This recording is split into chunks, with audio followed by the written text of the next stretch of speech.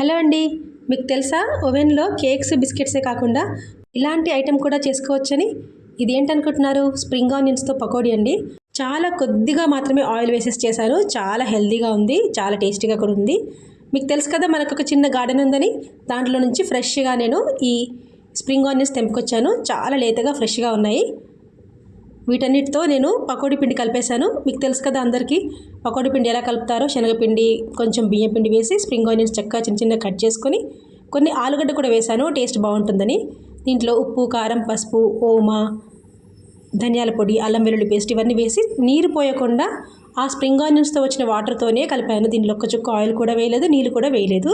So చక్కగా పిండి కలుపుకున్న తర్వాత మనం ఓవెన్ని ప్రీహీట్ చేసుకోవాలి. ప్రీహీట్కి ఇలా లో ర్యాక్ పెట్టేసుకొని 180 డిగ్రీస్లో కన్వెక్షన్ మోడ్లో 180 డిగ్రీస్ ప్రెస్ చేసి దాంట్లో ప్రీహీట్ స్టార్ట్ చేయాలి. స్టార్ట్ బటన్ చేసి నొక్కాక ప్రీహీట్ అయిపోయాక ఆటోమేటిక్గా బీప్ సౌండ్ వస్తుంది.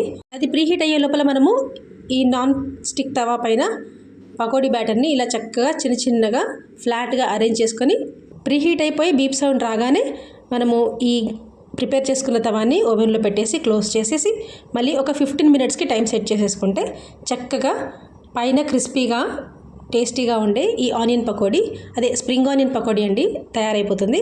మీరు స్ప్రింగ్ ఆనియన్ ప్లేస్లో పాలకూర కూడా యాడ్ చేసుకోవచ్చు, తోటకూర కూడా యాడ్ చేసుకోవచ్చు.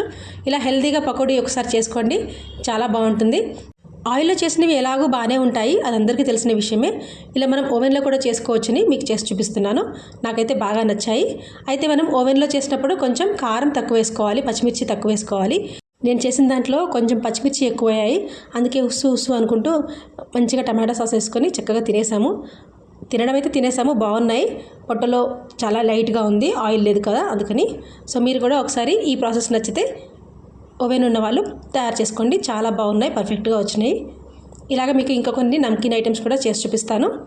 ఇప్పటికీ ఇంతే. ఇవి నచ్చితే లైక్ చేయండి, సబ్స్క్రైబ్ చేసుకోండి, అందరికీ షేర్ చేయండి. ఈ పకోడీ గురించి మీ ఒపీనియన్ నాకు కామెంట్లో తెలియజేయండి. చూడండి, ఆలుగడ్డ చక్కగా ఉడికిపోయింది, పైన ఈ టిప్స్ ఉంటాయి కదా అవి చక్కగా క్రిస్పీగా కూడా అయ్యాయి. పకోడీ చాలా బాగుంది.